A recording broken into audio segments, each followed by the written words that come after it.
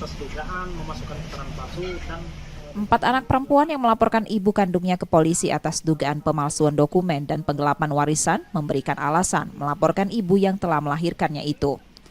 Menurut salah satu pelapor, mereka sakit hati diusir dari rumah oleh kakak pertamanya.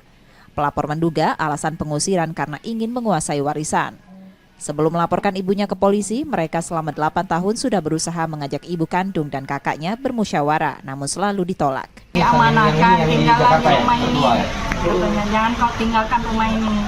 Nah setelah di situ 3 tahun kami menempati rumah itu, bapak kami meninggal.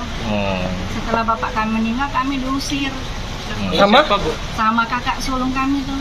Ya. Kenapa diusir oleh kakak sulung, Bu? Ya mungkin dia ingin menguasai harta orang tua. Depannya ya mau yang baik-baik aja, jangan begitu. Kita harus dianggap sebagai adiknya, harus dirangkul.